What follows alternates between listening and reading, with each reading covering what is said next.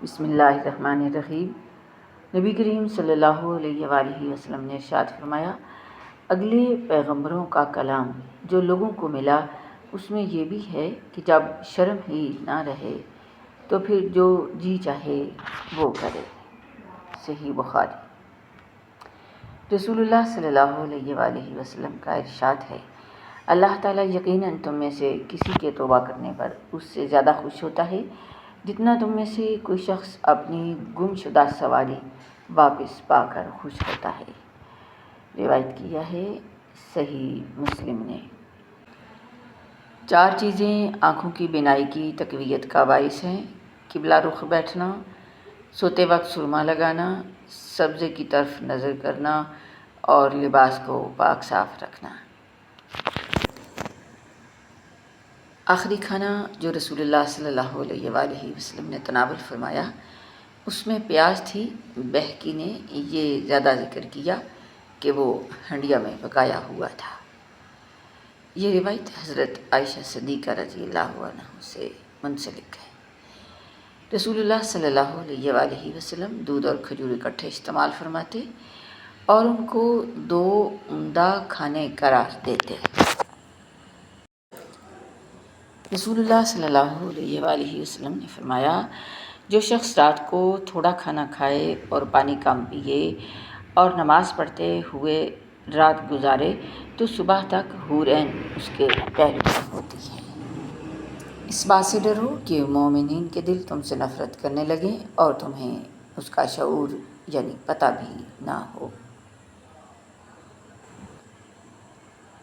رسول اللہ صلی اللہ علیہ وآلہ وسلم نے فرمایا، جس نے جمعہ کے دن سورۃ کہف پڑھی تو اس کے لیے دونوں جمعوں یعنی اگلے جمعہ تک کے درمیان ایک نور روشن کر دیا جائے گا، اور ایک دن تمہیں یہ خوشخبری دی جائے گی کہ جسے تم اپنی دعاؤں میں مانگا کرتے تھے اسے تمہارے ہمسفر کے طور پر چن لیا گیا ہے۔ اللہ رب العزت کا فرمان ہے، انہوں نے تمہیں نہیں چھوڑا، ہم نے ان کو تمہاری زندگی سے نکالا ہے، کیونکہ میں وہ باتیں سنتا ہوں جو تم نہیں سن سکتے۔ رسول اللہ صلی اللہ علیہ وآلہ وسلم نے فرمایا، ایک پتھر کو جہنم کے کنارے سے پھینکا گیا، وہ 70 سال تک اس میں گرتا رہا مگر اس کی گہرائی تک نہیں پہنچ سکا۔ اللہ تعالیٰ فرماتے ہیں کہ ہم اس جہنم کو انسان اور جنات سے بھر دیں گے، کیا تم اس پر تعجب کرتے ہو؟ روایت کیا ہے صحیح مسلم نے۔ جس نے دشمن کو پہچانا اس نے آدھی جنگ فتح کی اور جس نے اپنوں کو پہچانا اس نے پوری جنگ فتح کی۔ جن کو اپنے بے مول سمجھ کے چھوڑ دیتے ہیں ان کو غیر انمول سمجھ کے تھام لیتے ہیں۔ رسول اللہ صلی اللہ علیہ وآلہ وسلم نے ارشاد فرمایا، جب بندہ بیمار ہوتا ہے یا سفر کرتا ہے تو اس کے لیے ان تمام عبادات کا ثواب لکھا جاتا ہے جنہیں حالت اقامت یا صحت کے وقت کیا کرتا تھا۔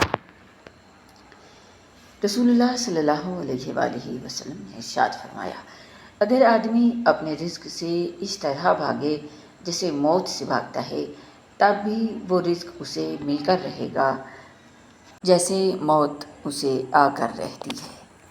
میرے نبی کا فرمان ہے، بندہ جب اپنے گناہوں کا اعتراف کر لیتا ہے اور پھر اللہ کی بارگاہ میں توبہ کرتا ہے تو اللہ تعالیٰ اس کی توبہ قبول کر لیتا ہے۔ محمد الرسول اللہ صلی اللہ علیہ وآلہ وسلم کا ارشاد پاک ہے، اللہ رب العزت کی نافرمانی میں کسی کی اطاعت جائز نہیں، اطاعت تو صرف نیکی کے کاموں میں ہے۔ الحمدللہ رب العالمین۔